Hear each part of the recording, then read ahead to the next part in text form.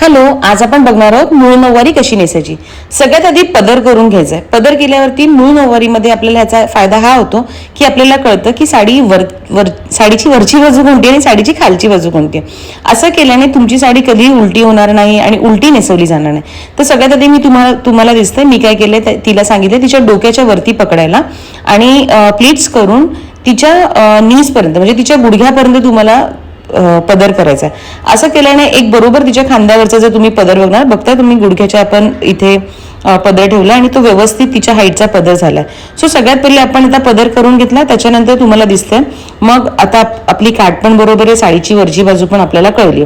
आता ही साडी आपल्याला पूर्ण खोलायची. एकदा साडी पूर्ण खोलून घेतली ना, आणि हो ही 12 वार साडी आहे. सो एकदा साडी पूर्ण खोलून घेतली, आपण काय करतो की आपण डाव्या बाजूने आपली साडी गुंडायला चालू करतो. जेव्हा तुम्ही दुसऱ्यांना साडी नेसवता तेव्हा मेक शुअर करत की मागच्या बाजूने साडी डाव्या बाजूला आली पाहिजे. आता इथे मी तुम्हाला दाखवते की गाठ कुठे मारायची. जर तुमची जी क्लायंट आहे किंवा तुमची जी ब्राईड आहे ती थोडीशी चब्बी असेल तर थोडीशी साईडला गाठ मारायची. बारीक निरीक असेल तर तुम्ही मध्ये गाठ मारू शकता. आणि त्याच्यानंतर गाठ आहे ना तुम्ही खूप अशी करकचून बांधता असं नका करू. आपल्या एवढ्या निऱ्या आहेत ना त्या सगळ्या जायला पाहिजे. मग थोडीशी हलकीशी लूज ठेवायची, खूप पण लूज नका करू. आता तुम्ही बघितलं की सगळ्यात आधी मी काय केलं, आपला जो साडीचा भाग होता ना त्याला पायाच्या इथे लावलं आणि लेफ्ट पाय आपला व्यवस्थित मी क्लिअरली त्याला लपवून घेतलाय किंवा साडीच्या याच्यामध्ये त्याला व्यवस्थित आपण सेट करून घेतलाय. आता तुम्हाला दिसतंय की दोन्ही पायांच्या मधून जो साडीचा भाग येतो तो मधून काढायचा आहे आणि त्याला कमरेला खोचायचा आहे. लक्षात ठेवा नऊवारी साडी ही ट्राउझर सारखी आहे. तर सगळ्यात पहिली टेक्निक हीच आहे की ट्राउझर कशी बनवायची. आता आपण उजवा पाय ना त्याला लपवण्याचा प्रयत्न करतो. मग मी काय करते, मी ते पूर्ण जी माझी साडी आहे ना ती सगळी उजव्या पायाच्या मधून काढून घेते. उजव्या पायाच्या मधून साडी काढून घ्यायची अशी दिसली. त्यानंतर हळूहळू करत साडीला सेट करायचं.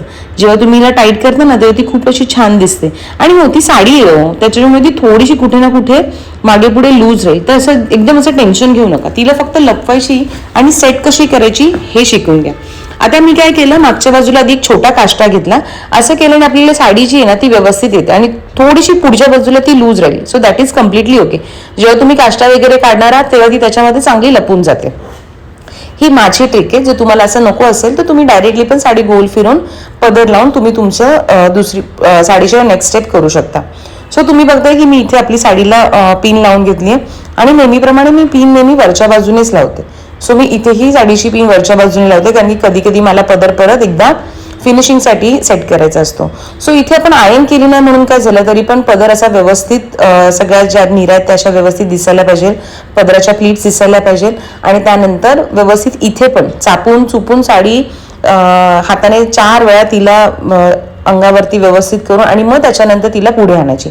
इथे आता खोचून द्यायची आणि मेक शुअर करायचं की तिचा जो आपला कोपरचा भाग आहे ना तेवढा भाग आपला म्हणजे इथे 1 फूट साडी आपल्याला ना सोडायची आहे. सो मी काय केलं की तिच्याच हाताने माप घेतलं आणि साडी तिथे मी खोचून दिली. आता आपण करणार आहोत निर्या.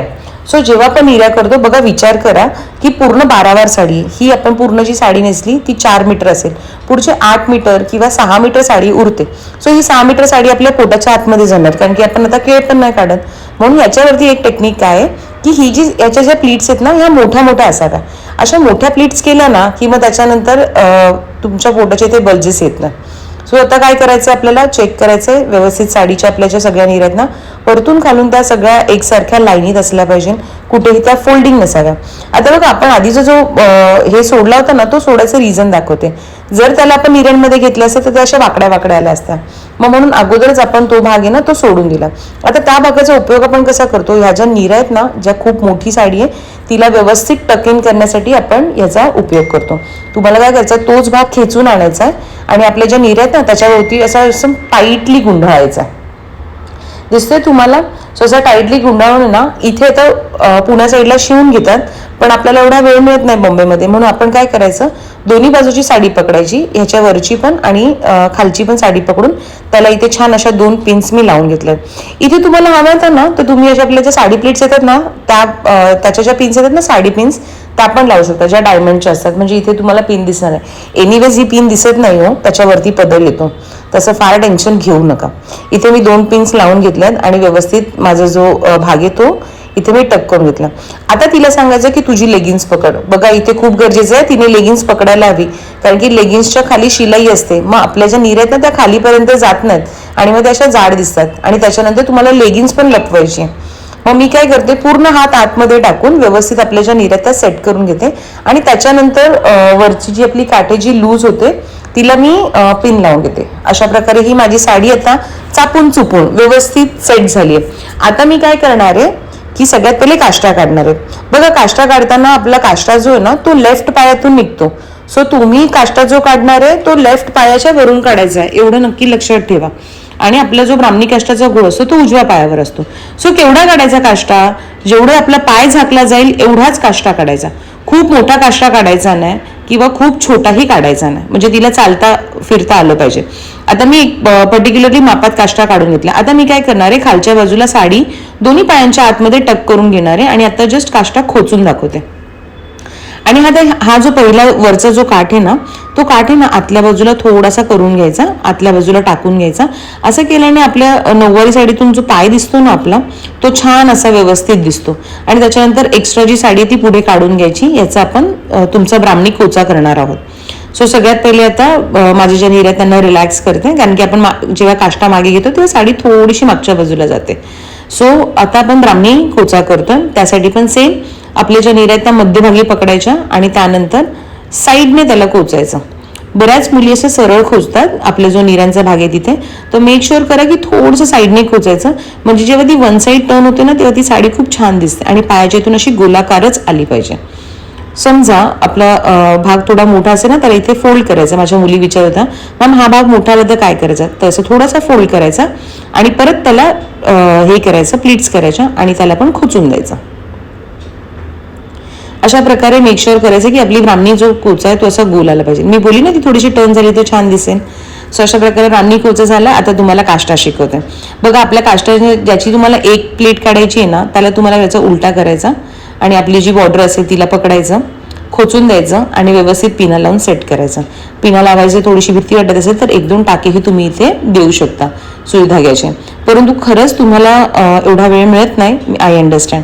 आता आपण इथे 2 काठीचा काष्टा करतो. याच्यात तुम्हाला याचं असं त्रिकोणी पकडायचं आणि खोचून द्यायचं. असं त्रिकोणी पकडून जेव्हा तुम्ही खोचता तेव्हा 2 काठ तुमच्या अशा समांतर येतात आणि अशा समांतर आलेल्या ज्या काठ आहेत ना त्याला पण मागून व्यवस्थित सेट करायचं. आता बस माझी साडी मी टकिंग करते, व्यवस्थित सेट करते आणि अशा प्रकारे माझी ही जी साडी ही कंप्लीट झाली. हो, आता मी काय दाखवते, मी आता दाखवते तुम्हाला की पेशवाई कोचा कसा करायचा. सगळ्यात पहिले असा त्रिकोण एक घ्यायचा आणि त्याला पहिले खोचून द्यायचा. त्याला खोचल्यानंतर दोन्ही काठ एकत्र येतील असं मेक शुअर करायचं आणि बस त्रिकोण हे करत राहायचं. कसं करणार मॅम त्रिकोण, असा आपला जो हात आहे ना तो आतल्या बाजूने टाकायचा, मग इथे एक असा ट्रायंगल फोल्ड येतो. बघा, आता मी परत दाखवते. सो आता हात पकडला आणि आतल्या बाजूने टाकायचं दोन्ही हात आणि मेक शुअर करायचं की तुम्ही सोबतच पिन्स लावत चाललेत. जेव्हा तुम्ही पिन्स लावत जाता तेव्हा तो व्यवस्थित सेट होत जातो आणि दोन्ही काठ एकत्र असल्या पाहिजे, हे मी आधीच सांगितलं तुम्हाला. सो अशा प्रकारे तुम्हाला हळूहळू करून एक एक त्रिकोण बनवत जायचे. सो आणि आपली मागची जी साडी आहे तिला व्यवस्थित प्लीट्स करायच्या आणि तिचाच उपयोग करायचा तुम्हाला ॲज अ स्टफिंग बोलू शकतो आपण इथे, किंवा याच्यासाठी आधारासाठी. बघा, ह्याच्यामध्ये ना आपण असे छोट्या छोट्या पण प्लीट्स करू शकतो. दिसते तुम्हाला, त्याच्यामध्ये फक्त काठ दिसते, पण मला ह्या अशा मोठ्या मोठ्या आवडतात, मग मी अशी मोठ्या प्लीट्स करून दाखवल्यात. तुम्हाला आवडली की नाही माझी नऊवारी मला नक्की सांगा आणि काही प्रॉब्लेम